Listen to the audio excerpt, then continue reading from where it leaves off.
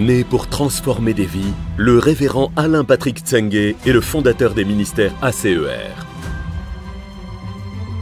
Président et producteur de la chaîne Évangile TV, il est également animateur principal de l'émission Pendule à l'heure. Bienvenue à l'émission Pendule à l'heure. Conférencier à succès, l'un de ses messages clés est la formation des disciples et la formation des fils spirituels. Son investissement dans ses fils spirituels est ce qui fait de lui aujourd'hui un père respecté partout dans le monde. Auteur de plusieurs ouvrages, il défend en l'occurrence le message de la foi. Ta foi, c'est être sûr. Croit en la prospérité. Quand tu donnes l'offrande, Dieu t'apparaît en rêve, il dit qu'est-ce que tu veux. Et en la santé divine. Tous étaient guéris. Orateur apprécié pour ses messages directs et dynamiques, son ministère est accompagné par la manifestation des dons de guérison et de révélation. Mesdames et messieurs, veuillez accueillir l'homme de Dieu, l'apôtre Alain Patrick Tsenge. Asseyez-vous dans la présence de Dieu. Je prie que la chaleur ne puisse pas vous empêcher de suivre. Ok, donc, vous avez vu dans le message d'introduction que je prêche le message de la foi. Ok? Vous avez vu ça, n'est-ce pas? Chaque serviteur de Dieu a un mandat ici sur la terre. Vous comprenez? Chaque serviteur de Dieu a un mandat ici sur la terre. Et l'un des mandats que le Seigneur nous a donné, c'est celui de prêcher le message de la foi. Ok? Et personnellement, je me considère comme un héritier des hommes de Dieu comme Kenneth Hagin. Je me considère comme un héritier des hommes de Dieu comme T.L. Osborne. Amen. Vous me suivez? Dans notre génération, des personnes qui sont les héritiers de tels serviteurs de Dieu, il y a des hommes de Dieu comme le bishop David Oyedepo, il y a le pasteur Chris Oyakhilome, ok? Il y a Kenneth Copeland aux États-Unis qui ont le même héritage. Et notre ministère a cet héritage-là. Et c'est vraiment un avantage, vous savez, d'avoir cet héritage et d'avoir ce mandat qui consiste à dire aux gens que l'impossible peut devenir possible. Il y a quelqu'un qui me suit ici? Et ce qui est bien, c'est que la particularité de toutes ces personnes-là, c'est que elles ont vieilli avant de rejoindre le Seigneur. Elles ont vécu longtemps. Quelqu'un me suit ici? Et vous savez quoi? Elles ont vécu longtemps, prospères, et en bonne santé et plein de succès. Exactement comme Dieu veut que nous puissions vivre. En bonne santé, prospères et dans le succès. Et c'est la foi qui fait ça. C'est la foi. Si vous fonctionnez dans la foi, vous allez vivre une vie heureuse, une vie en bonne santé et une vie longtemps. C'est vrai que quand vous êtes en bonne santé, vous êtes dans le succès et que vous n'avez pas de problème d'argent, vous avez envie d'en profiter au maximum. OK?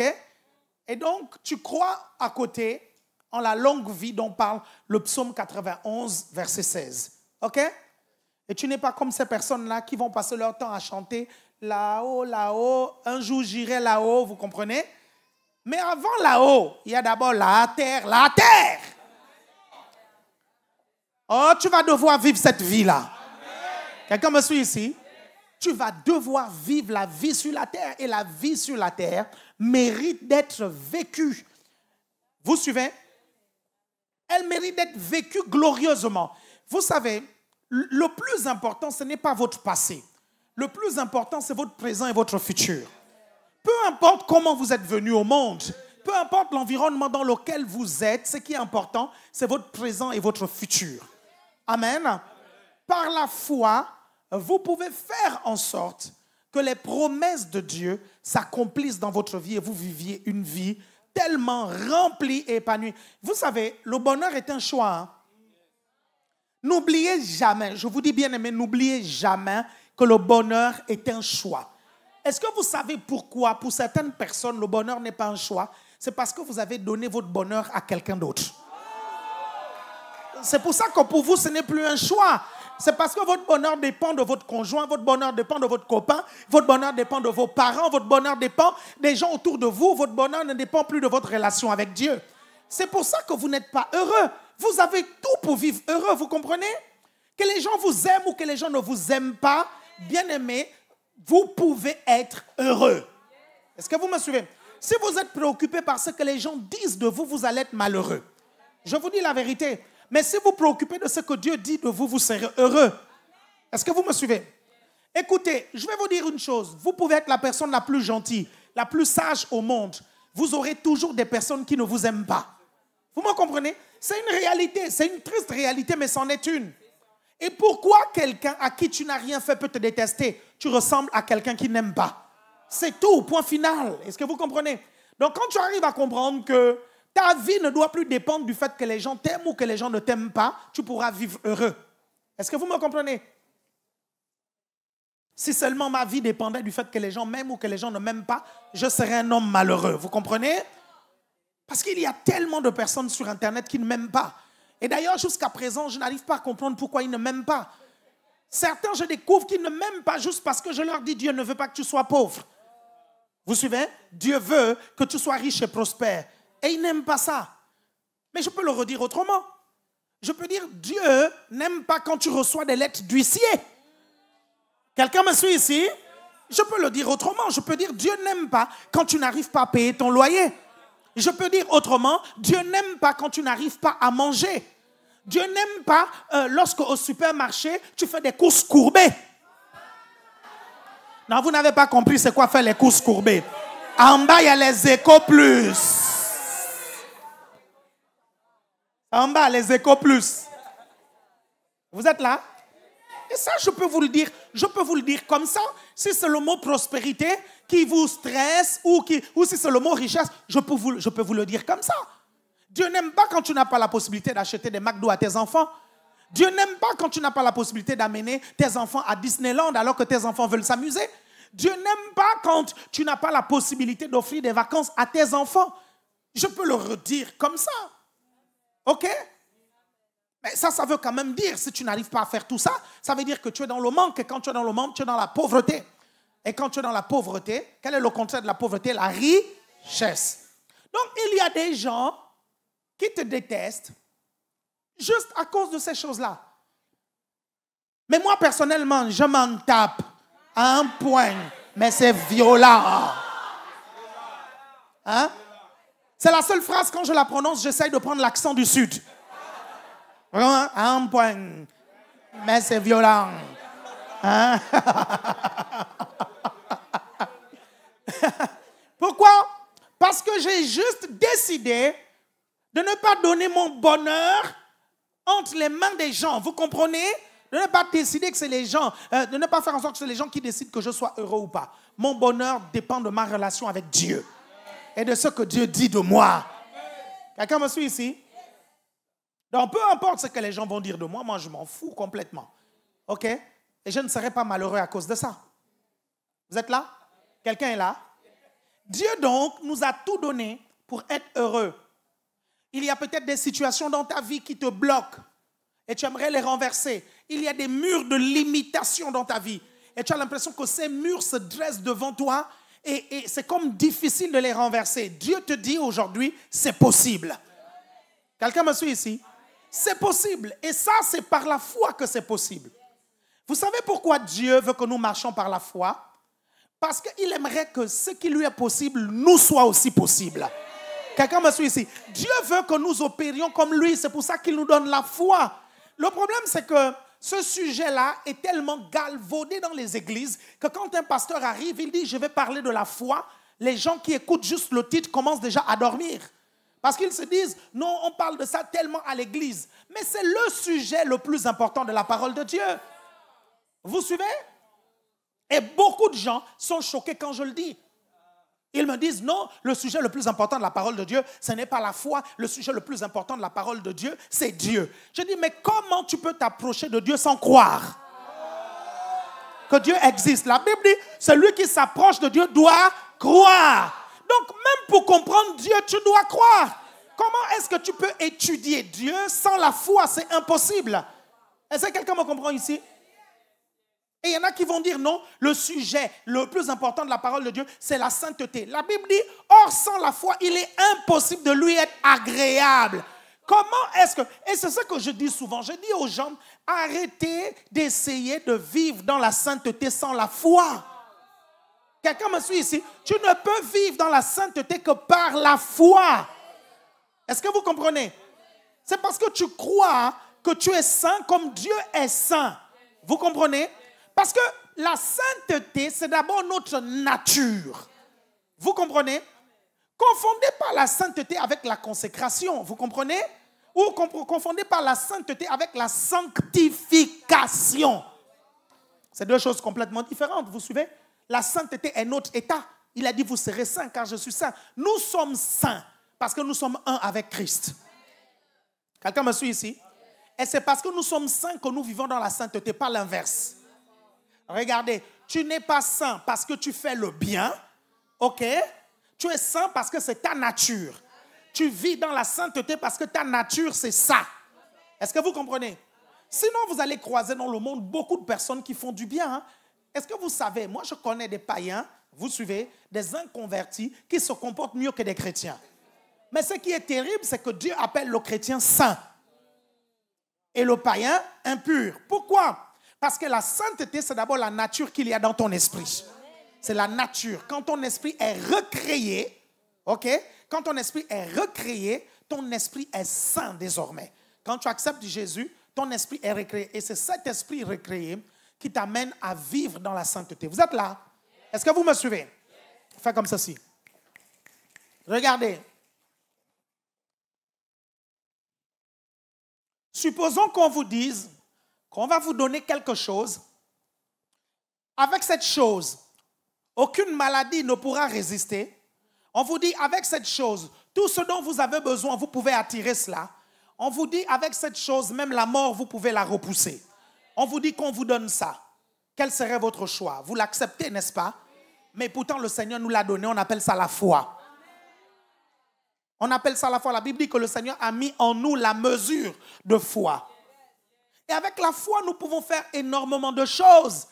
C'est pour ça que vous devez comprendre c'est quoi la foi. C'est pourquoi vous devez opérer dans la foi et ne pas prendre le sujet sur la foi à la légère. J'ai écrit un livre là-dessus intitulé « Le diagnostic de votre foi ». Comme l'amène un peu ici, le diagnostic de votre foi. Un livre extrêmement important. Toutes les personnes qui ne sont pas de l'ACE, qui me connaissent, qui lisent ce livre, ces personnes viennent me dire que c'est une véritable bombe. Vous me suivez? Une véritable bombe. Donc, si vous n'avez pas encore lu ce livre et si vous n'avez pas encore fait de ce livre votre livre de chevet, je vous dis, vous avez tort. Vous avez tort. Parce que le succès dans votre vie pourra dépendre de ce qui est enseigné dans ce livre, le diagnostic de votre foi. Il faut le lire, le relire, lire, relire, lire, relire. Il y a des livres que j'ai lus plusieurs fois et des livres que j'ai lus 10 fois parce que je voulais comprendre. Et ces livres-là, ce genre de livre, il faut lire ça plusieurs fois. Regardez, je vais vous donner des versets bibliques et vous allez bien comprendre. Vous prenez Habakkuk 2.4. Habakkuk 2.4. Habakkuk 2.4. Mais c'est quoi la logique ici? Ça envoie l'air froid et l'air chaud là, vous laissez encore dans la salle.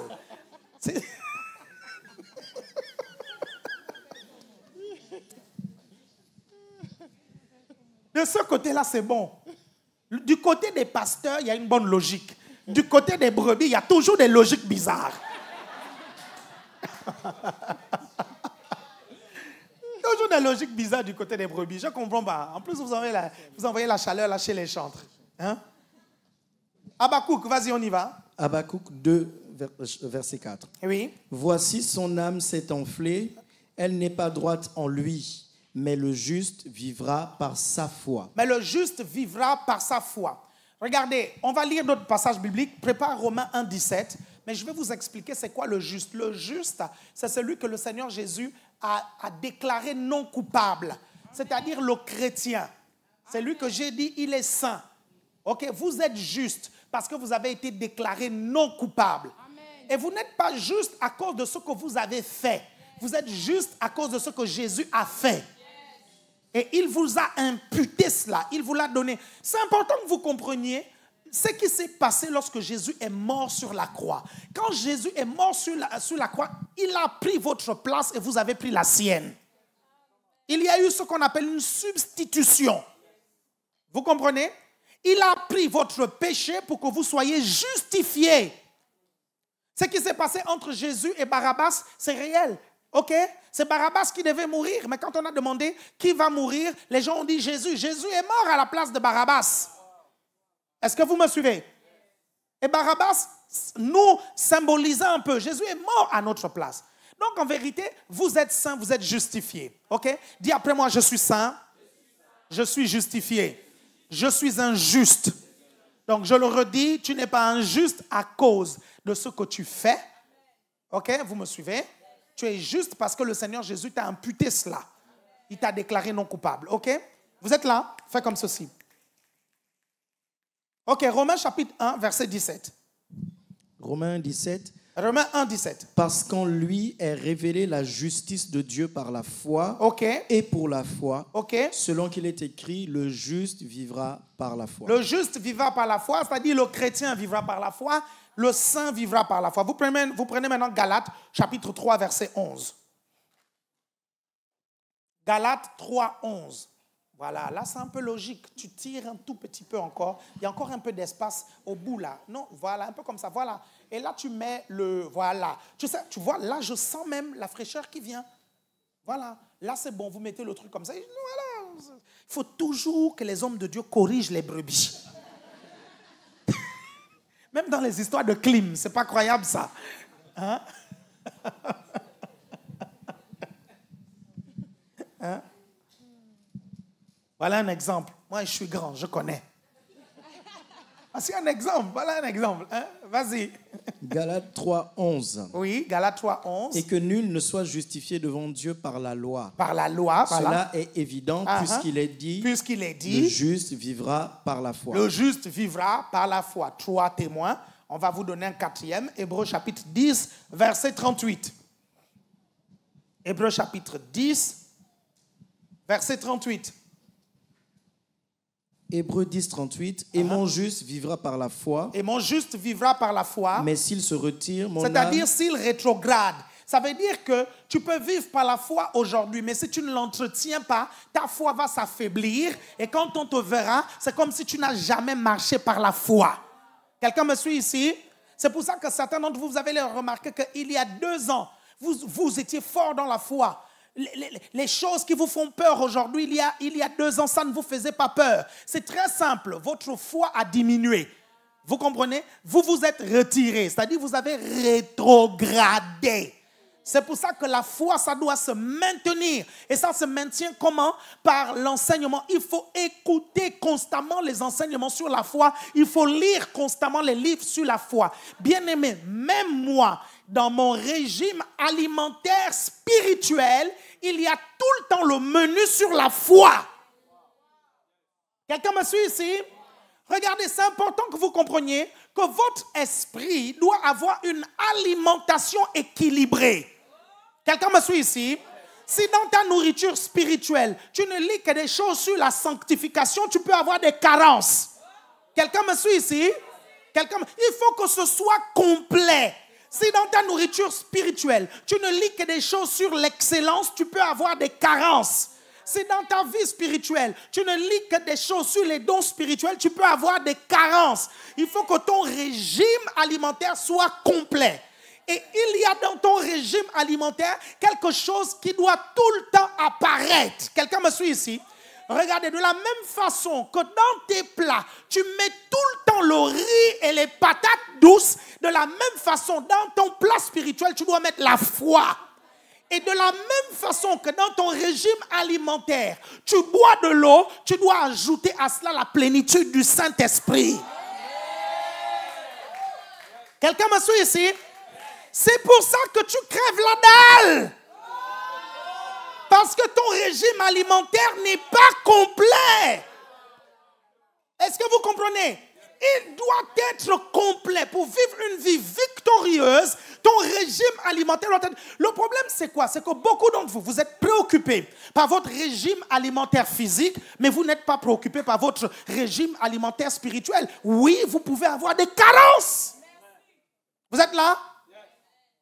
Donc, dans votre régime alimentaire, la foi doit toujours être là. La foi dans votre régime alimentaire, c'est comme les accompagnements, c'est comme les féculents, c'est comme le riz que vous aimez tout le temps manger, c'est comme le pain. Est-ce que vous comprenez? Vous ne pouvez pas manger sans ces accompagnements-là. Est-ce que vous comprenez ça? Et la plénitude du Saint-Esprit, c'est comme l'eau que vous buvez. Et comment est-ce que tu marches dans la plénitude du Saint-Esprit ou tu expérimentes la plénitude du Saint-Esprit? La Bible dit, ne vous enivrez pas de vin, c'est de la débauche, mais soyez remplis du Saint-Esprit. Comment être rempli du Saint-Esprit? La Bible dit, entretenez-vous par des hymnes, par des psaumes, par des cantiques. Ça veut dire que l'une des façons d'avoir la plénitude du Saint-Esprit, c'est d'adorer, de chanter, d'avoir toujours quelque chose dans la bouche à fredonner. Si tu es avec moi, dis on est avec toi. Quelqu'un me suit ici? Regarde, si tu manges sans boire de l'eau, tu seras déshydraté. Si tu vis une vie chrétienne sans la plénitude spirituelle, tu seras sec. Quelqu'un me suit ici? Spirituellement. Et c'est important que vous fassiez attention avec la sécheresse spirituelle. Parce que quand on chasse les démons, ils vont dans des lieux arides. Ils vont dans des lieux secs, les démons. La Bible dit, on chasse les démons, ils vont dans les lieux secs, les lieux arides. Et si ta vie est aride, ça veut dire que ta vie est propice pour recevoir des démons. Il y a des personnes qui ont des prédispositions à être démonisées. Ce sont les personnes qui ne sont pas remplies du Saint-Esprit. Mais quand tu es tout le temps rempli du Saint-Esprit, parce que tu es déjà rempli, il n'y a plus de la place pour un démon. Est-ce qu'il y a quelqu'un qui me suit ici? Est-ce que tu me suis bien? Si tu me suis, fais comme ceci. Donc, ne vis pas un jour sans la plénitude du Saint-Esprit. Il faut avoir une alimentation équilibrée. Donc, quand vous lisez ce passage, nous voyons, mon juste vivra par la foi. Donc, je peux étudier tous les sujets. Dieu seul sait que j'aime beaucoup étudier la parole de Dieu. Mais je vous assure, le message de la foi reste toujours au cœur. Et c'est pour ça que j'ai écrit ce livre, ok? Qui vous aidera dans votre alimentation spirituelle, toujours à lire et relire. Ça va vous remettre au centre. Regardez, comment savoir que votre foi a baissé? Regardez le niveau de peur que vous avez dans votre vie par rapport à une situation. C'est comme ça que vous mesurez le niveau de peur. Vous comprenez? Vous avez une maladie en face. Regardez le niveau de l'assurance que cette maladie ne peut pas vous atteindre ou vous emporter. Et le niveau de peur que vous avez. Donc, si la peur est plus élevée que l'assurance en la guérison divine, ça veut dire que ta foi est faible dans le domaine. Pourquoi? Parce que Hébreux chapitre 11, verset 1 définit la foi comme une ferme assurance des choses qu'on espère, une démonstration de ce qu'on ne voit pas. Vous êtes là? On veut prendre ce passage. Hébreux chapitre 11, verset 1. OK? Et on va voir la définition. OK, on y va? Hébreux 11, 1. Or, la foi est une ferme assurance des choses qu'on espère. La foi est une ferme assurance. OK, on va parler de la ferme assurance. L'assurance, c'est quoi? C'est la conviction. C'est la certitude. C'est je sais que je sais. Mais attention, cette certitude, elle est ferme. OK? Et pour vous aider à comprendre, quand vous êtes assuré, quand votre voiture est assurée et que vous cognez quelqu'un et que vous descendez de la voiture, pourquoi vous êtes serein? Parce que vous êtes assuré. C'est ça la foi. Quand une situation vient, pourquoi vous êtes serein? Parce que vous avez l'assurance, my God. Amen. Dans votre esprit. Amen. Cette ferme assurance. OK? Quelqu'un est là? Est-ce que quelqu'un me suit ici? Vous êtes là? Donc, cette assurance est importante, cette conviction est importante, cette certitude est importante. Et cette certitude et cette conviction, cette assurance, comment est-ce que vous l'avez? Vous l'avez en écoutant de manière permanente la parole de Dieu. C'est que la parole de Dieu dit. Quelqu'un me suit ici? OK? Tout le temps. La Bible dit la foi vient de ce qu'on entend. Et ce qu'on entend vient de la parole de Dieu. Ça veut dire que si tu veux avoir la foi, écoute des messages de foi. Quelqu'un me comprend ici? Amen. Vous êtes là? Yes. Vous êtes là? On est là. Dis la foi et l'assurance. La foi est la certitude. Le je sais que je sais. Et ça, c'est la parole de Dieu. Tu écoutes la parole de Dieu, tu lis la parole de Dieu, tu écoutes des prédicateurs de la foi. Arrêtez d'écouter des prédicateurs qui vous stressent. Vous comprenez? La parole de Dieu, dans la parole de Dieu, quelle est la différence? Comment vous arrivez à savoir que ce prédicateur est de Dieu ou pas? Il prêche la foi, l'espérance et l'amour. Son message, écoute le message. Dis-toi, est-ce que dans ce message, il y a la foi? Est-ce que dans ce message, il y a l'espérance? Est-ce que dans ce message, il y a l'amour? Sinon, mets ça de côté. Parce que la Bible dit il y a 3 choses qui demeurent, la foi, l'espérance et l'amour. Et ça, c'est la trinité des percées surnaturelles. La foi, l'espérance et l'amour. La trinité des percées surnaturelles. Toutes les personnes qui vivent la percée vivent avec ces 3 choses. La foi, l'espérance et l'amour. OK? Yes. Vous êtes là? Yes. OK. Pour continuer, je vais essayer de vous définir un tout petit peu la différence entre la foi et l'espérance pour que vous compreniez. En fait, la foi, c'est maintenant. Nous avons la certitude maintenant. Nous sommes sûrs maintenant. OK? La balance entre la peur et l'assurance, ton assurance est plus forte que la peur. Ça veut dire que tu as la foi. Okay. Quelqu'un me suit ici? Yes. Vous comprenez attentivement? Oui. Vous me suivez? Oui. Et cette peur-là, comment elle se manifeste? Elle se manifeste par la pensée. Vous comprenez? Oui. Elle se manifeste par le doute. Parce que le doute vient par la pensée. Quelqu'un me suit ici? Regardez, le problème, ce n'est pas le doute. Le problème, c'est l'intensité du doute à côté de ton assurance. Parce que le doute ne viendra jamais s'il n'y a pas la foi. Donc, quand vous voyez un peu de doute venir, dites, ah ouais, j'ai la foi.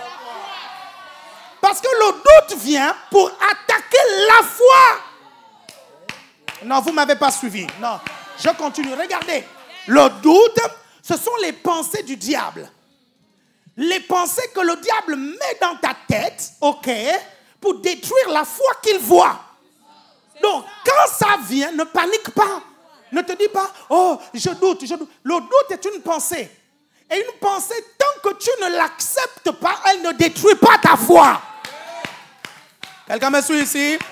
Donc, quand la pensée de doute vient, dis, je chasse au nom de Jésus. Et maintiens-toi dans la foi. Amen. Il y a quelqu'un qui me suit ici? Yes. Est-ce que jusque-là, ça va pour tout le monde? Jusque-là, ça va pour tout le monde? Yes. OK. Pourquoi Satan envoie le doute? Satan envoie le doute pour créer la peur. Pour que la peur puisse dépasser la certitude et l'assurance que tu as, que ton loyer va être payé. L'assurance que tu as, que cette maladie, tu vas en guérir. L'assurance que tu as, que ce problème va partir. Le doute vient pour ça, pour créer cette peur. OK?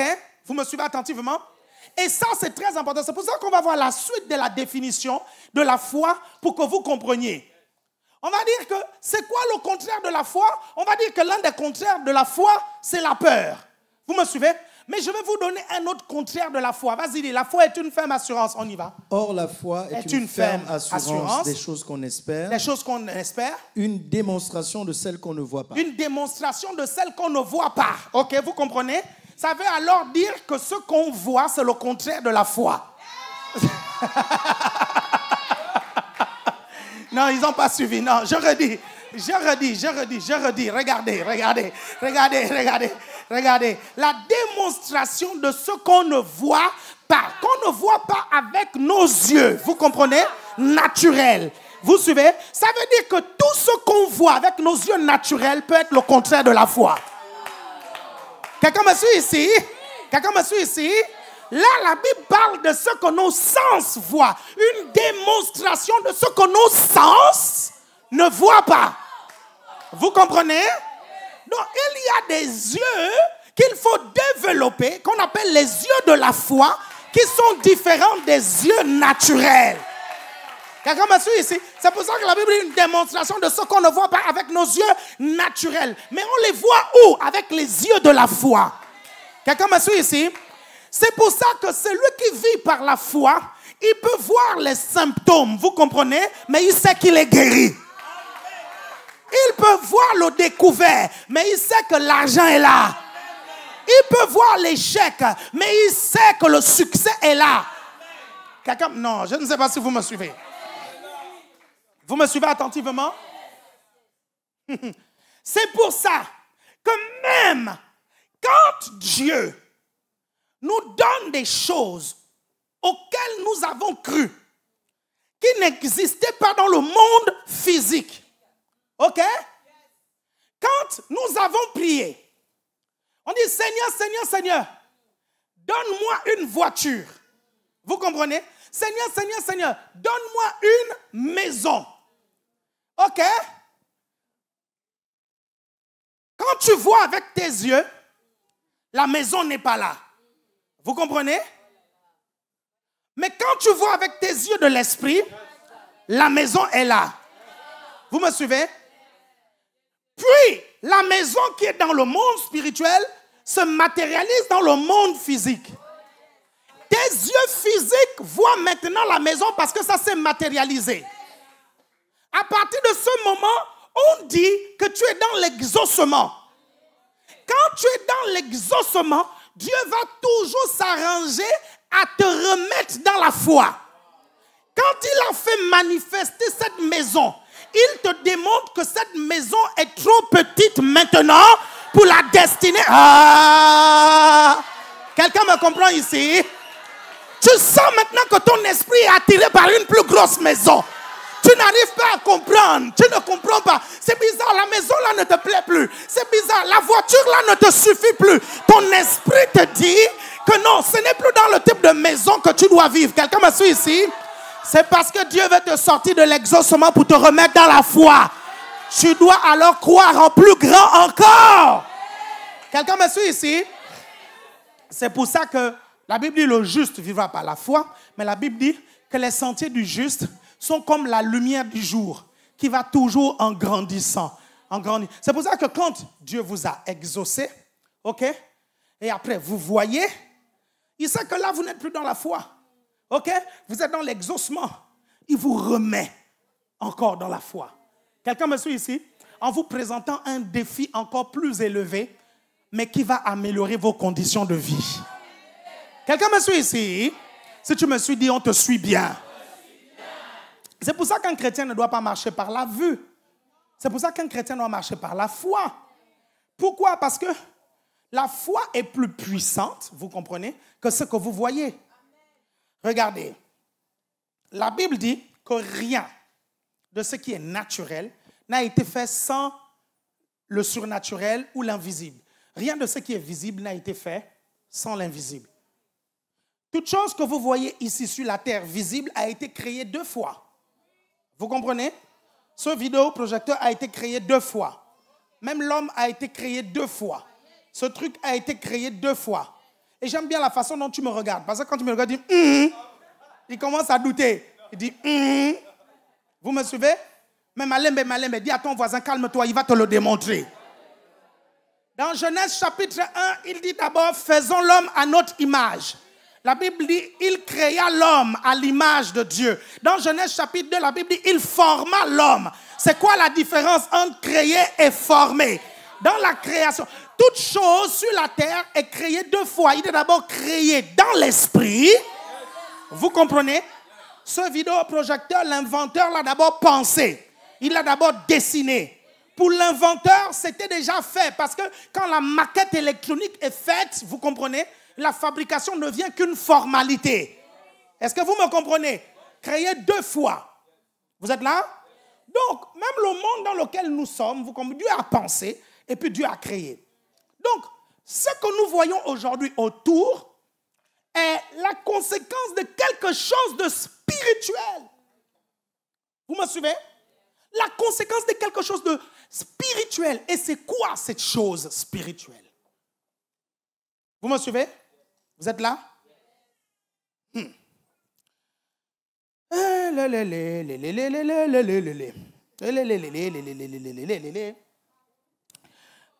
Certains disent, je ne veux pas marcher par la foi. Ce n'est pas quelque chose de sûr, la foi. C'est trop aléatoire. Et on voit des chrétiens qui sont fauchés, qui disent, tu sais, je n'ai pas beaucoup d'argent, je vis par la foi. Tu ne vis pas par la foi. Parce que si tu vis par la foi, tu ne peux pas être fauché. C'est impossible. C'est impossible. Vous comprenez? Tu ne peux pas être fauché. C'est pas possible. Arrête de faire croire que ceux qui vivent par la foi sont fauchés. Vous me suivez? Quelqu'un me comprend ici? Et du coup, en fait, certaines personnes pensent maintenant que non, je ne veux pas vivre par la foi parce que c'est incertain, vos trucs de la foi là. Non, parfois ça marche, parfois ça ne marche pas. Donc, je ne veux pas vivre de ça.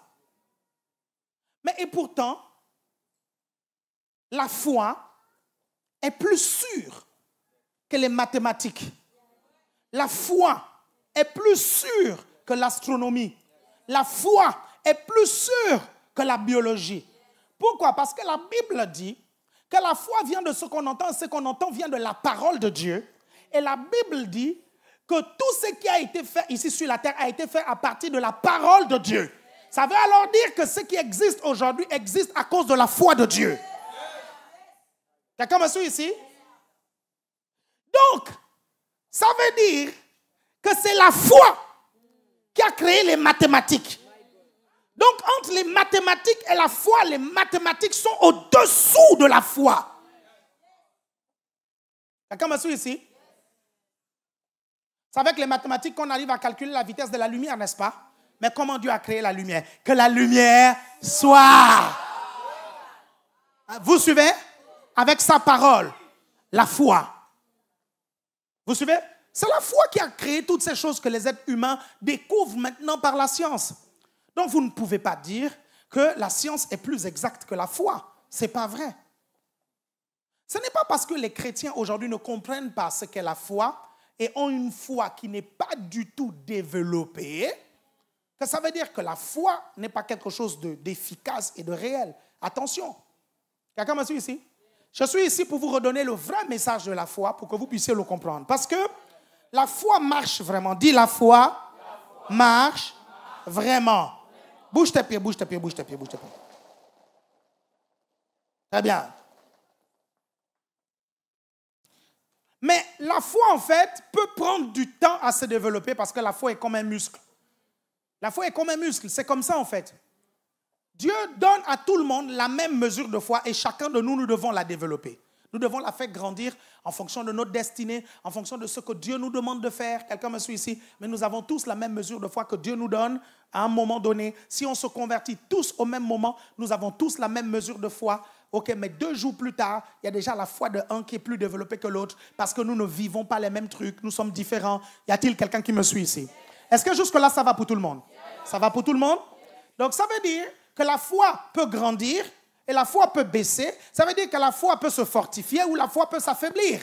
Est-ce que c'est clair pour tout le monde? Mais il y a une vérité parmi tout ça, c'est que nous avons tous la foi. Vous êtes là? Tu me suis? Même Ophélie Winter l'a chanté. Dieu m'a donné la foi. C'est ça, hein? C'est comme ça. Hein? C'est qui connaît les chansons d'Ophélie Winter? Ah, tu connais Ophélie. Païen va. Ah, je blague. Hein? Elle est chrétienne aujourd'hui, à ce qu'il paraît. Hein? Non, ou non, c'est qui c'est ça. Si. Hein? Elle connaît Ophélie. Vous êtes là? Donc, tout le monde là, dites tout le monde à la foi. OK? Et elle peut grandir, dites. Elle peut baisser. Elle peut s'affaiblir. Elle peut se fortifier. C'est là la différence entre un individu et un autre. C'est comme un muscle. C'est comme un muscle, vous comprenez? La foi, c'est comme un muscle. Si la foi est comme un muscle, alors si tu vas en salle de sport et que tu n'as jamais transporté 80 kilos et que tu essayes de transporter 80 kilos, ce n'est pas parce que tu as le muscle que tu crois que tu pourras le transporter, n'est-ce pas?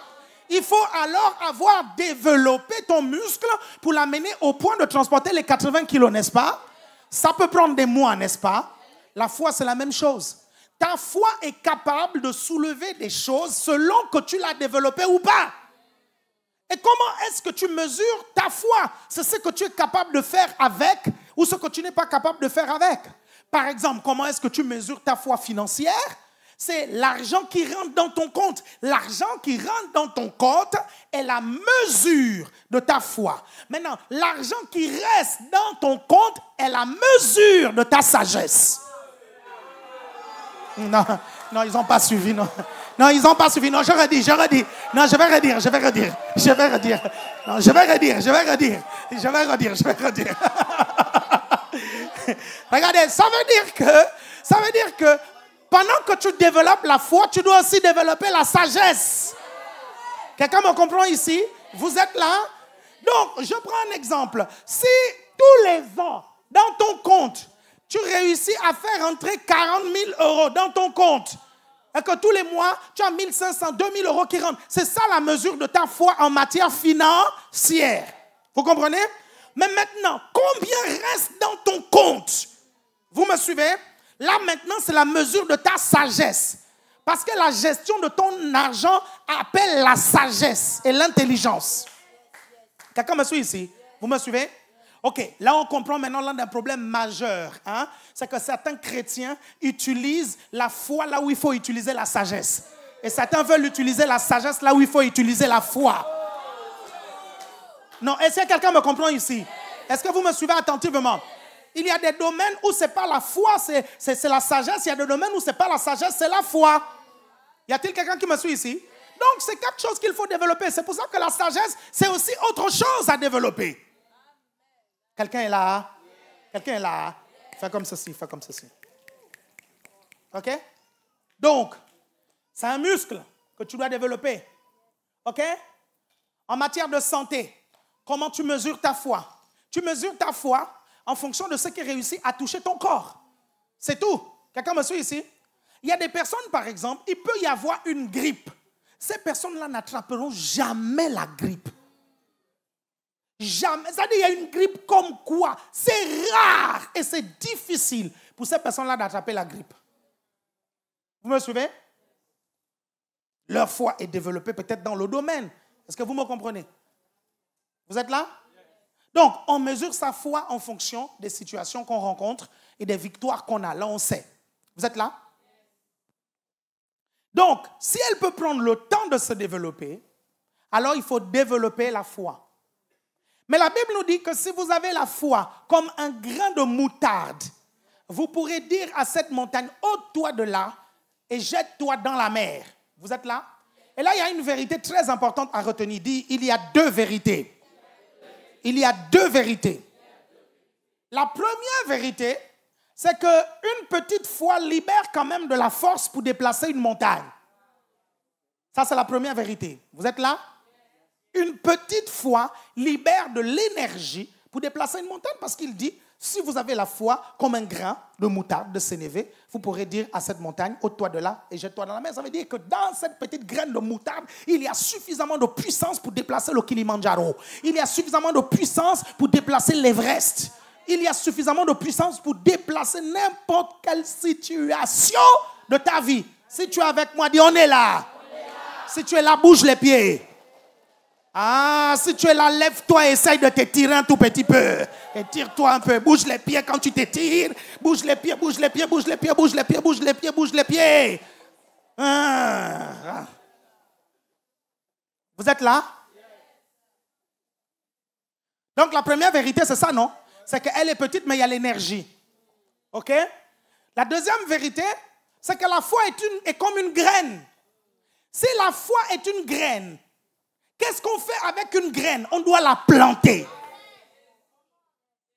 Ça veut alors dire qu'une foi se développe lorsqu'on la plante. Et comment est-ce qu'on plante la foi? En déclarant, en parlant. On dirait que là j'ai perdu certains déjà. Comment on plante la foi? En déclarant. Comment on libère la foi? En déclarant. Vous comprenez? Parce que la parole est une semence. Et le mot, vous comprenez? Et le mot grec de semence, c'est sperma. Vous comprenez déjà tout, hein? Vous comprenez? Vous comprenez ce que je suis en train de vous dire? Sperma. Ça veut dire que quand tu libères, c'est une semence. Vous suivez ça? Vous comprenez attentivement ce que je vous dis? Donc la parole que tu libères est appelée à être un bébé. Un bébé dans les finances, un bébé dans les situations que tu veux déplacer. Et un bébé est appelé à grandir. C'est pour ça que quand vous libérez la parole, vous ne voyez pas les grands résultats tout de suite. C'est pour ça que les résultats sont d'abord tout petits. Et après, ça grossit. Quelqu'un me suit ici? Continuez tout simplement à rester dans la déclaration. Parce que la parole, parce que la foi est comme une graine. Quelqu'un est là? Ok, donc, si on parle de quelque chose qui doit grandir, de quelque chose dont les résultats doivent grandir, alors on comprend l'importance du processus. Quelqu'un est là? On comprend l'importance du processus. OK? Pourquoi au CP, on vous apprend que 1 plus 1 égale 2? Pourquoi jusqu'au C1, C2, même au CM2, on vous dit que 5 moins 9, cela ne peut pas se faire? Pourquoi on vous montre ça?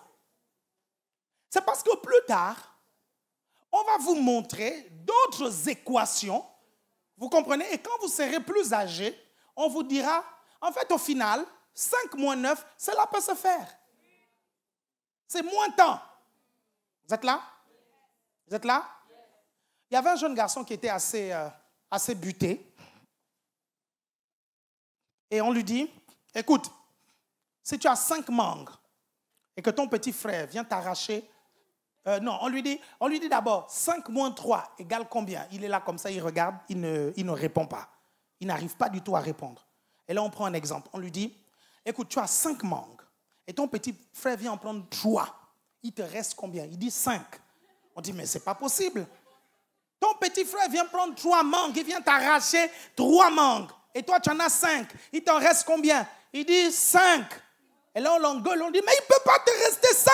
Pourquoi tu dis 5? Parce que mon petit frère ne peut pas m'arracher 3 mangues. Il dit, il ne peut pas. S'il essaye, je vais le taper bien.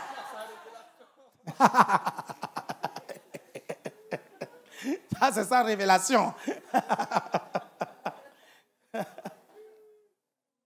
Parce que c'est progressif, alors vous devez progressivement travailler votre foi. Parce que la volonté de Dieu n'est pas que votre foi reste petite. Même si la petite foi peut libérer une puissance, la petite foi peut aussi s'affaiblir plus facilement parce qu'elle n'a pas beaucoup d'informations. Vous êtes là? Et c'est l'une des raisons pour lesquelles j'aime bien parler de ce passage-là très important. Quand Pierre va marcher sur l'eau, la chose qui est formidable, c'est quoi? C'est que Pierre va être le premier disciple. Hein? Et d'ailleurs, dans les Écritures, c'est presque le seul qui se met à marcher sur l'eau. Ils sont juste à 2 qui marchent sur l'eau. Okay? Il y a Jésus et puis il y a Pierre. Il a quand même osé. Quelqu'un me suit ici? Il avait une foi, n'est-ce pas? Mais quand il s'est noyé, Jésus a décrit sa foi comment? Jésus a dit « homme de peu de foi ». Donc vous voyez qu'une petite foi peut marcher sur l'eau. Mais le risque, c'est quoi? C'est qu'elle peut se noyer. Quelqu'un me suit ici? Vous me suivez attentivement? Vous êtes là? Et alors, on peut se dire, mais est-ce qu'alors il faut rester comme ça dans la barque avec sa petite foi? Non, la bonne nouvelle, c'est quoi? C'est que Jésus n'a pas laissé Pierre se noyer. Quelqu'un me suit ici? Donc, à chaque fois que tu essaies de mettre ta petite foi à l'épreuve pour la développer, le Seigneur Jésus sera là pour te soutenir. Et si tu veux te noyer, il va toujours te retenir. Quelqu'un me suit ici? Vous êtes là? Parce que la vérité, la frontière entre la foi et le risque, elle est très mince. Elle est très mince. OK? Vous êtes là? C'est comme ceci.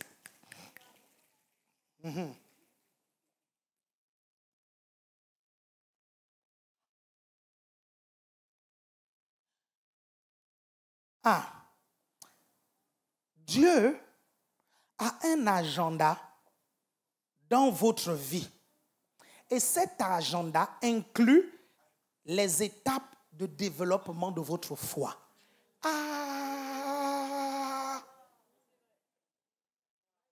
Mamo.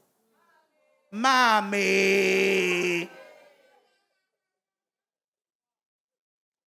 Dieu a un agenda dans votre vie. Et dans cet agenda, Dieu inclut des étapes de développement de votre foi. C'est-à-dire que entre maintenant et dans 5 ans, Dieu a déjà prévu que votre niveau de foi soit à ce niveau.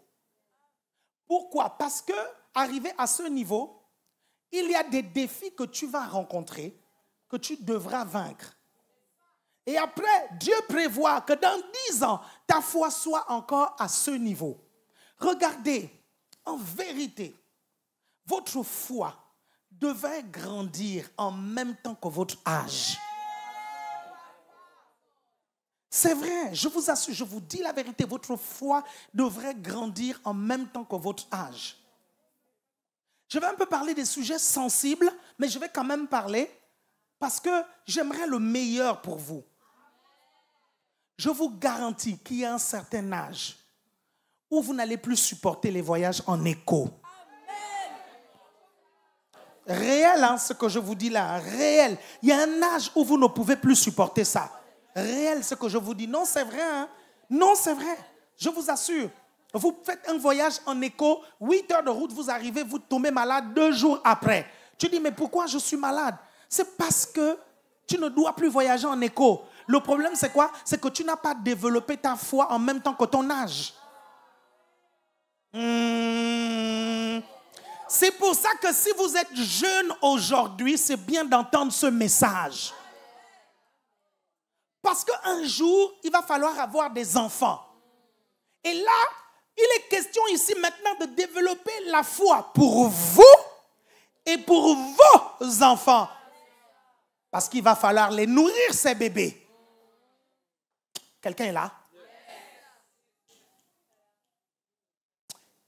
Je refuse que mes enfants payent mes dettes au nom de Jésus. Je refuse cela. La Bible dit que l'homme juste, en fait, c'est celui qui laisse un héritage à ses enfants et aux enfants de ses enfants. Ah, je prophétise ça dans votre vie au nom de Jésus-Christ.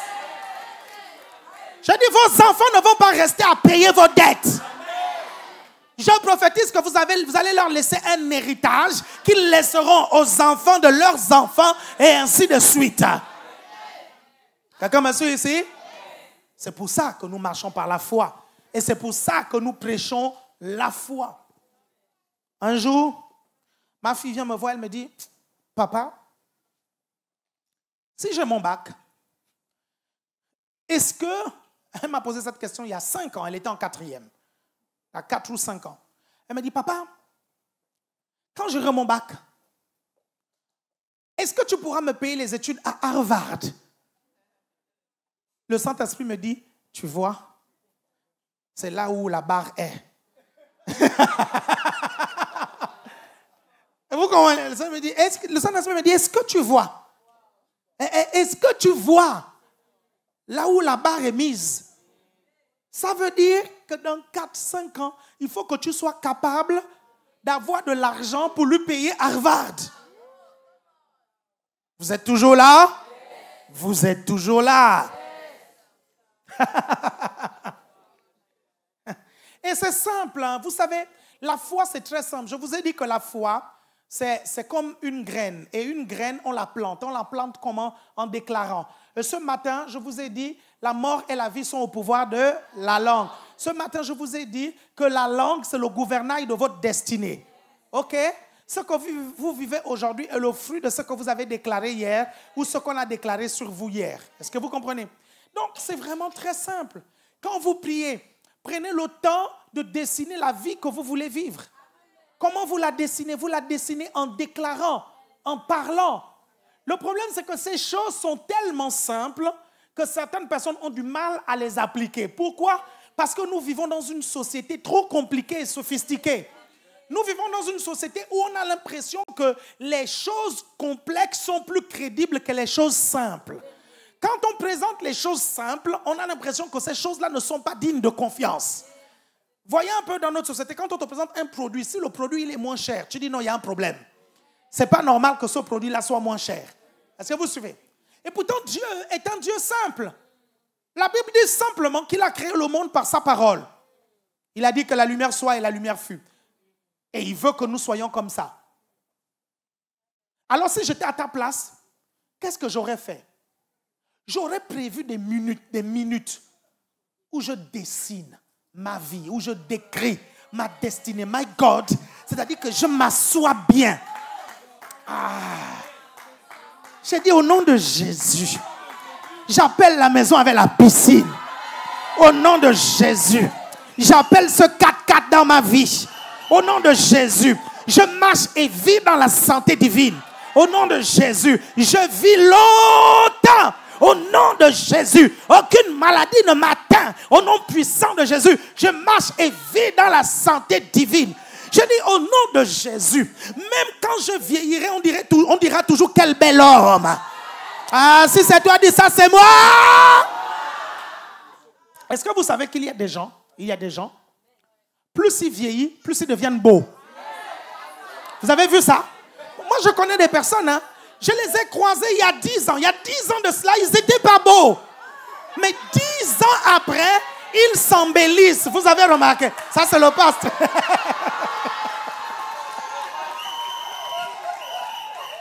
Non, mais réel. Non, mais c'est vrai. Vous voyez, c'est comme ça que notre vie doit être. Quelqu'un me suit ici? Regardez, la Bible nous dit, non mais réel.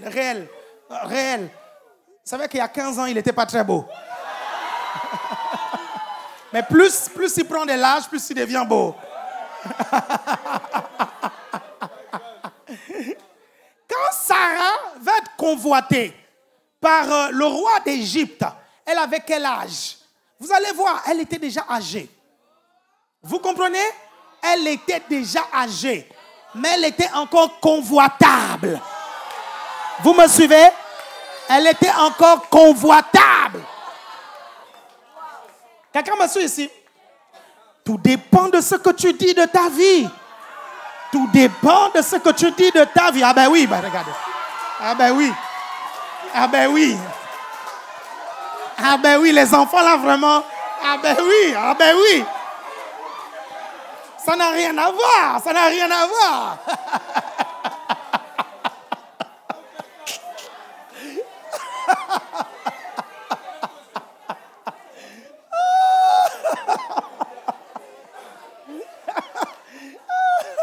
Les enfants là sont pas bien. Ils vont aller chercher.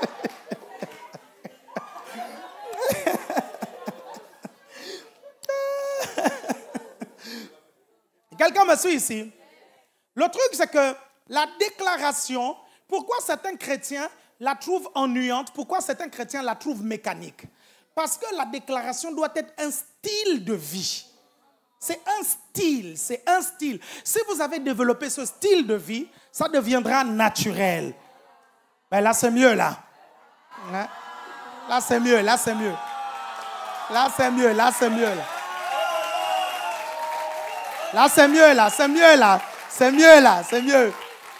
Oh là là, c'est mieux.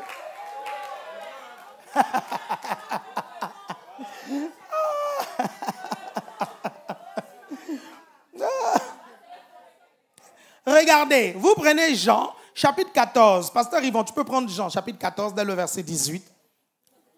Et on va terminer avec ça, et puis je vais prier quand même pour vous, ok? Jean, chapitre 14, verset 18. Ok, vas-y. Je ne vous laisserai pas orphelin. Je viendrai à vous. Amen. Vas-y. Encore un peu de temps, et le monde ne me verra plus. Le monde ne me verra plus. Mais vous me verrez. My God, mais vous me verrez. Car je vis et vous vivrez aussi. Car je vis et vous vivrez aussi. Continue. En ce jour-là, vous connaîtrez que je suis en mon Père, que vous êtes en moi, et que je suis en vous. En vous, Celui qui a mes commandements et qui les garde, c'est celui qui m'aime. C'est celui qui m'aime. Et celui qui m'aime sera aimé de mon Père. Je l'aimerai et je me ferai connaître à lui. La version parole de vie dit, je l'aimerai et je me montrerai à lui. C'est-à-dire, je lui apparaîtrai. Ça, c'est la version parole de vie qui le dit. Vous vous rendez compte? Il faut que la parole de Dieu remplisse votre cœur pour que la déclaration de la parole devienne un style de vie. Si ça remplit votre cœur, quand vous allez ouvrir votre bouche, vous ne ferez que dire ça. Regardez, quand la Bible dit que ce livre de la loi ne s'éloigne point de ta bouche, médite-le jour et nuit pour agir fidèlement selon ce qui est inscrit, c'est ainsi que tu auras du succès. En fait, la partie qui dit pour agir fidèlement selon ce qui est inscrit veut littéralement dire qu'à force de méditer la parole, quand tu feras les actions, tu ne feras que comme la parole dit. que tu as tellement médité la chose, parce que tu as tellement déclaré la chose. C'est comme les films, ok? Quand tu finis de regarder un film karaté, ok, quand on était petit, on avait l'impression qu'on était très fort. On se lève, on commence, on change même de démarche. Vous comprenez? Et je me rappelle de ce jour-là, on a fini de regarder un film karaté, mon cousin et moi, et on est sortis, on dit non, on va aller chercher les bandits pour les taper. On se croyait tellement fort. On allait provoquer le voisin et son frère. Est-ce que vous me suivez? Les voisins ont sérieusement tabassé mon cousin, moi j'ai fui. J'ai fui. À force d'écouter, combien d'entre vous, après avoir regardé vos voices, vous avez l'impression que vous pouvez chanter?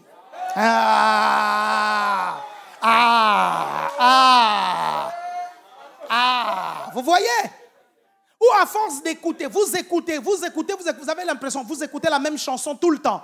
Vous avez l'impression que vous pouvez chanter, n'est-ce pas? Et parfois même, vous faites ce que la personne fait. Est-ce que vous comprenez? Pendant que ça joue, ok? Et vous trouvez ça beau, n'est-ce pas? Mais quand vous arrêtez et vous essayez de faire vous-même, quelqu'un me suit ici? C'est ce que Dieu veut que sa parole fasse en nous, qu'elle soit constamment en nous pour qu'on fasse exactement ce qu'elle dit. Quelqu'un me suit ici? Quand la parole de Dieu est vraiment dans ta vie, tu arrives à un endroit, tu vois un malade, tu es pris de compassion, tu comprends? Tu es pris de compassion et en même temps, tu dis au nom de Jésus, je marche dans la santé divine, de la tête jusqu'à la plante des pieds. Je vis et marche dans la guérison. Vous me suivez? Tu arrives dans la rue comme ça, tu vois un mendiant qui est vraiment dans la pauvreté. Tu regardes comme ça, tu es ému de compassion. Oui, tu donnes une pièce, mais tu dis, je vis et marche dans la prospérité au nom de Jésus. Je ne vivrai jamais cela au nom puissant de Jésus. Quelqu'un me suit ici? Vous entendez? Ah non, telle personne est morte de manière prématurée. Instinctivement, Dieu me rassasie de longs jours. Je déclare que je vis longtemps au nom puissant de Jésus. Ça devient instinctif. Vous êtes là?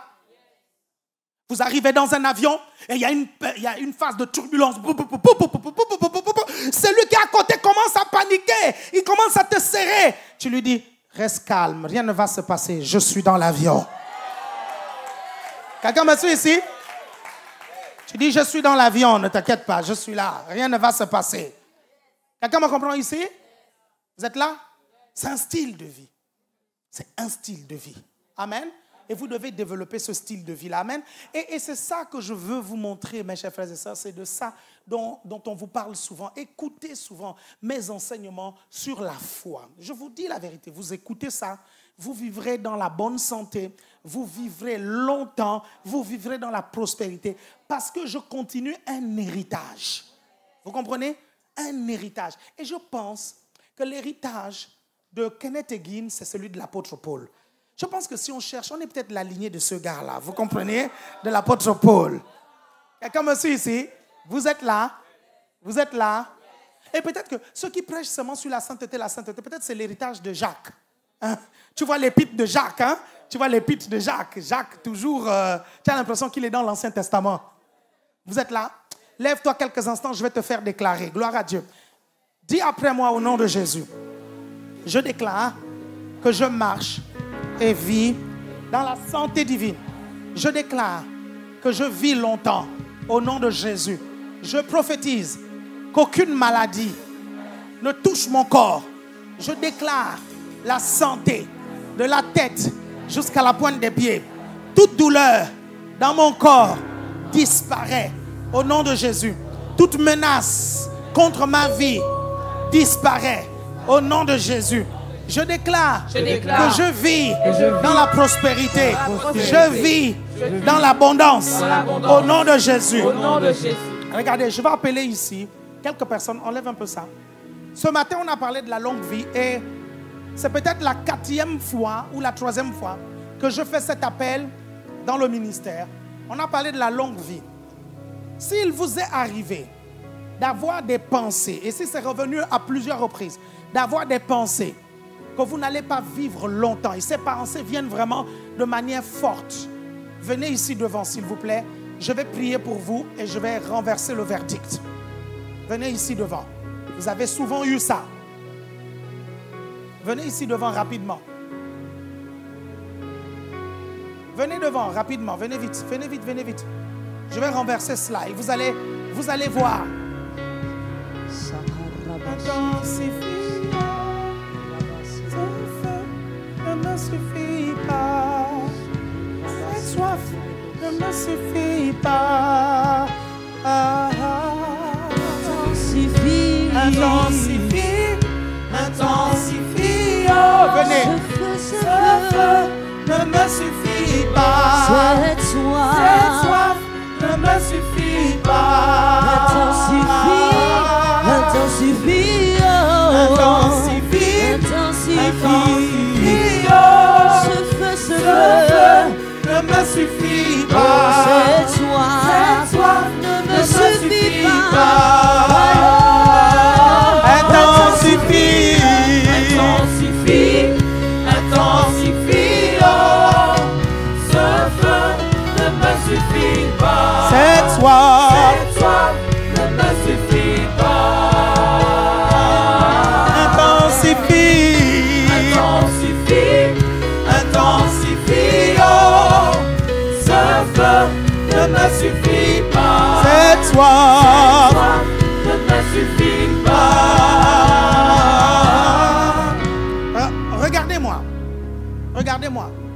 J'ai pas eu le temps de bien vous expliquer pourquoi vous devez vivre longtemps. Je vous ai expliqué pourquoi c'était un mensonge du diable de vous défocaliser des promesses de Dieu. Parce que la Bible dit dans le psaume 91, 16, je te rassasierai de longs jours et je te ferai voir mon salut. Il y a beaucoup de promesses sur la longue vie. Donc la longue vie est à vous et c'est vous qui devez choisir. Amen. Et aujourd'hui, je vais vous aider à prendre la décision de vivre longtemps. Yes. Il y a comme je suis ici. Yes. Et ne prenez pas à la légère la prière que nous allons faire. Parce que vous allez vivre tellement longtemps que certaines personnes vont dire non, la mort vous a oublié.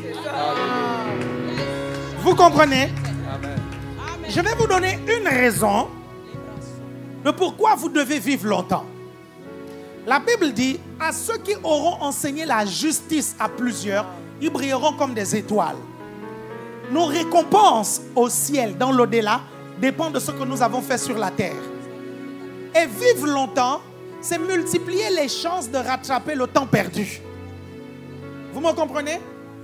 Il y a des choses que vous aurez dû faire que vous n'avez pas encore faites. Mais en vivant plus longtemps. Regardez par exemple Abraham. Abraham a eu son enfant Isaac très tard.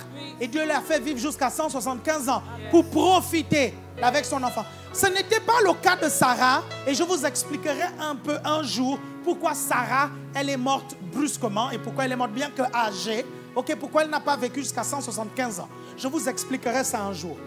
Mais Dieu veut que vous fassiez des choses. Ok? Regardez. Il y a des choses que vous connaissez.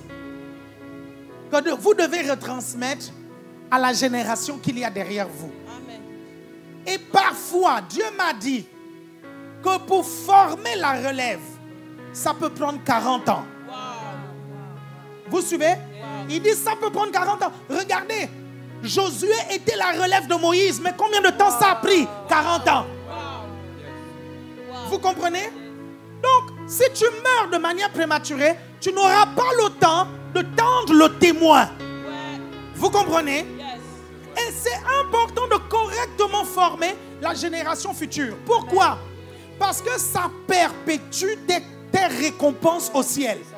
C'est-à-dire que tu es au ciel, tu vois tes récompenses qui sont en train de grandir, tu ne comprends pas pourquoi. On te dit non, c'est ton fils qui a retransmis ça au fils de son fils, au fils de ton fils, au fils de fils de fils de ton fils, de ton fils. Est-ce que vous comprenez? Amen.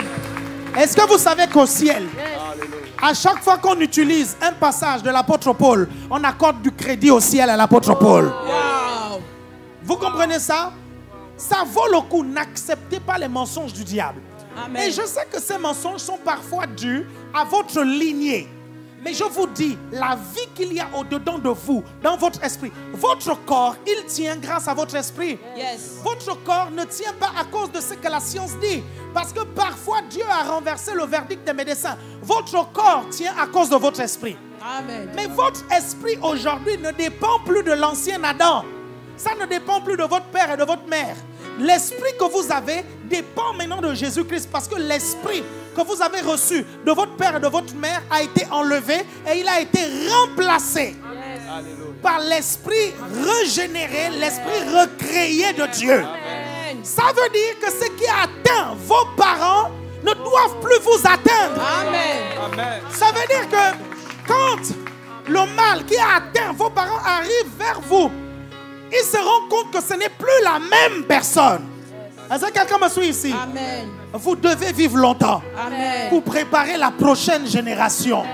Parce que derrière vous, il y a tout un peuple. Yes. Derrière vous, il y a toute une génération. Yes. C'est pourquoi j'aimerais ici que vous puissiez dire après moi, au nom de Jésus, Au nom de Jésus, je rejette, je rejette, je repousse je repousse les pensées les pensées de mort de mort prématurées prématurées dans ma vie. dans ma vie. Satan, Satan, tu es dévoilé. tu es dévoilé. Aujourd'hui, Aujourd'hui, je dis Je dis que les pensées que les pensées de mort prématurées de mort prématurées dans ma vie cessent maintenant. cessent maintenant. La peur La peur de mourir de mourir prématurément prématurément cesse aujourd'hui même. Aujourd'hui même. Je déclare, Je déclare, d'après le psaume d'après le psaume 91, 91, verset 16, verset 16, je suis rassasié je suis rassasié de longs jours de longs jours et je vois et je vois la prospérité, la prospérité, le salut, le salut, la santé la santé dans ma vie. dans ma vie. Au nom de Jésus, Au nom de Jésus, je déclare je déclare la vie la vie et non la mort. et non la mort. La Bible dit La Bible dit que la mort que la mort et la vie et la vie sont au pouvoir sont au pouvoir de ma langue. de ma langue. Aujourd'hui, Aujourd'hui, je déclare je déclare la vie la vie et je chasse, et je chasse la mort. la mort. Aujourd'hui, Aujourd'hui, je prophétise, je prophétise et déclare et déclare que je vivrai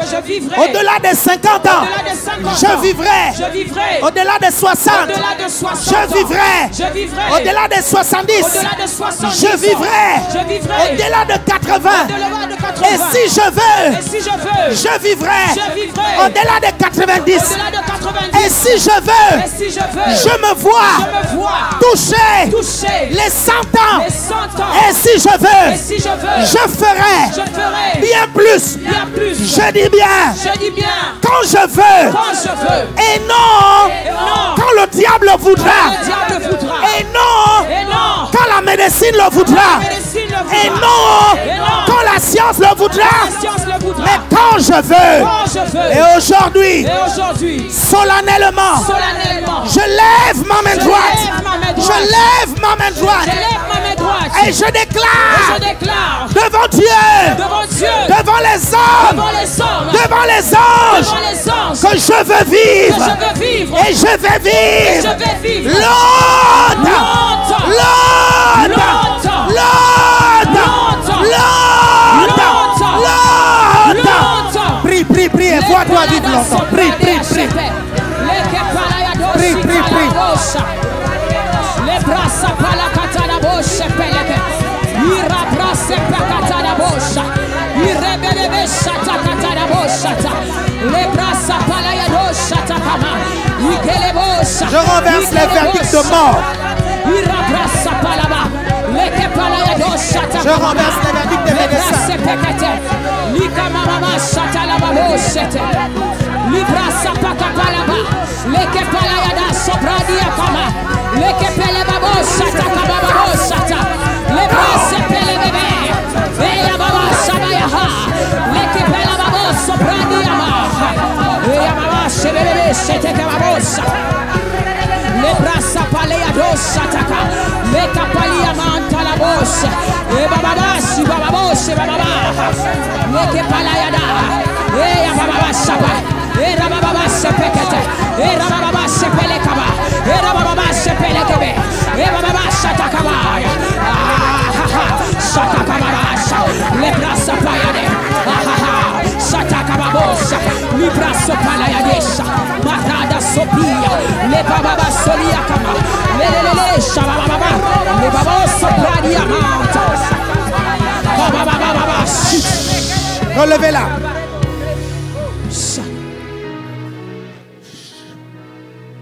Regarde, non, reste là, reste là. Reste là, regarde-moi. Regarde-moi, viens. n'accepte plus ces pensées. Tu comprends? Ces pensées ne viennent pas de Dieu. Tu comprends? Elles ne viennent pas de Dieu, ne les accepte plus. Si tu acceptes des pensées qui ne viennent pas de Dieu, tu commets un péché. Tu comprends? N'accepte plus jamais ces pensées. Refuse-les.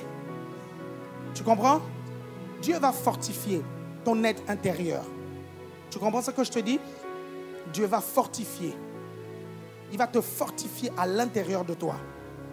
Tu sentiras de plus en plus ton esprit prendre de la force, prendre de l'énergie. Tu comprends ça? Tu le sentiras. Maman, est-ce que tu peux venir, s'il te plaît? Viens.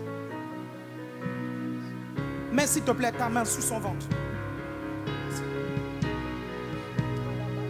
Père, au moment où je prie, je déclare que la force divine est communiquée à son esprit.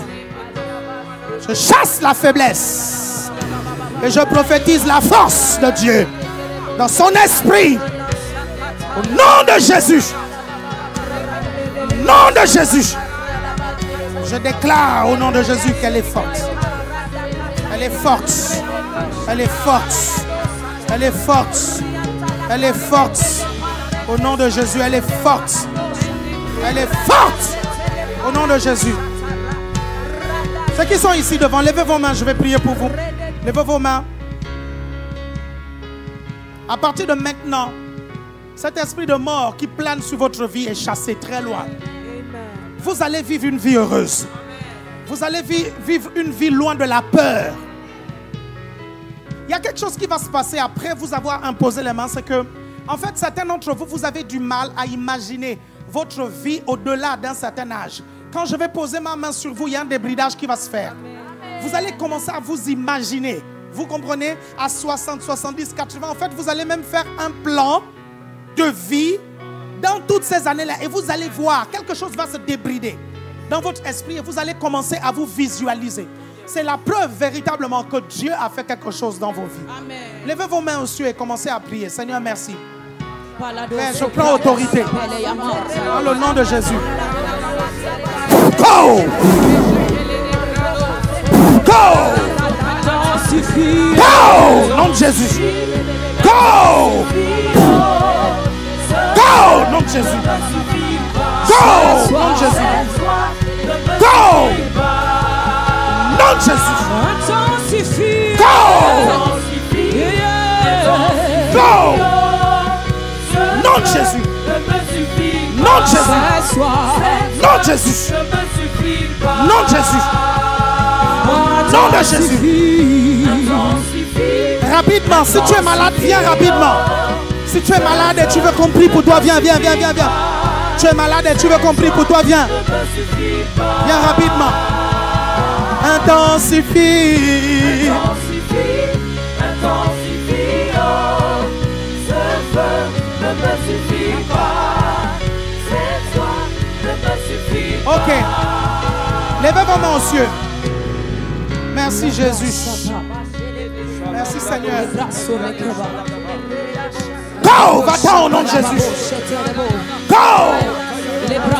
Go! Tu vivras longtemps. Tu vivras longtemps. Ce feu ne me suffit pas. cette soir. Au nom de Jésus. Je déclare la santé divine dans son bras. Au nom de Jésus, je déclare que l'onction de Dieu touche maintenant son bras. Je déclare la guérison maintenant. Au nom de Jésus, que toute douleur s'en aille. Au nom de Jésus, que toute luxation, au nom puissant de Jésus, disparaisse. Père, merci parce que tu répares maintenant. Merci parce que tu guéris maintenant son épaule. Au nom de Jésus, au nom de Jésus, l'onction de Dieu touche maintenant son épaule. Au nom de Jésus, Père, merci. L'onction est là, l'onction est là, l'onction est là, l'onction est là, l'onction est là. L'onction est là, l'onction est là, l'onction est là. Merci Seigneur, merci Seigneur, merci Seigneur. Elle est libre, elle est guérie. Elle est guérie. Elle est guérie, elle est guérie, elle est guérie. Tu es guéri au nom de Jésus. Tu es guéri au nom de Jésus. Tu es guéri au nom de Jésus. Tu es guéri au nom de Jésus. Relevez-la, tu es guéri au nom de Jésus. Relevez-la. Intensifie. Intensifie, intensifie, oh. main au nom de Jésus. Lève la main. Lève la main au nom de Jésus. Baisse-la. Vas-y, lève-la. Lève-la, lève-la, lève-la, lève-la, lève-la.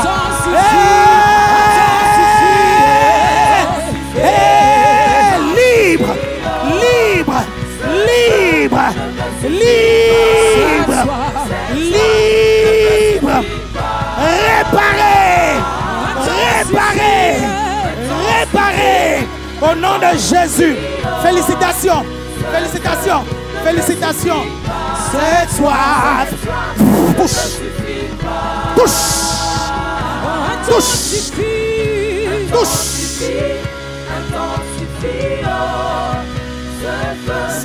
Les malades, venez. Ceux qui sont malades, venez, venez, venez, venez.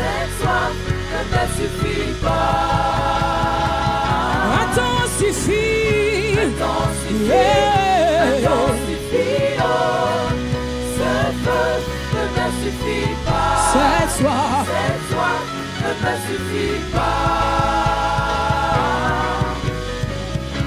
Se manifestera, j'irai, se manifestera, Rapha, se manifestera, se manifestera,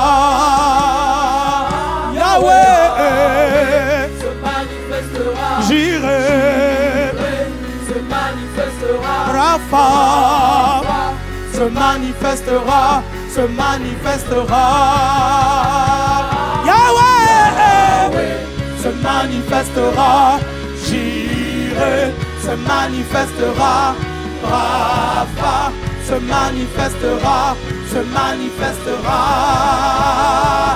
Yahweh, se manifestera, j'irai, se manifestera, Rapha, se manifestera, se manifestera.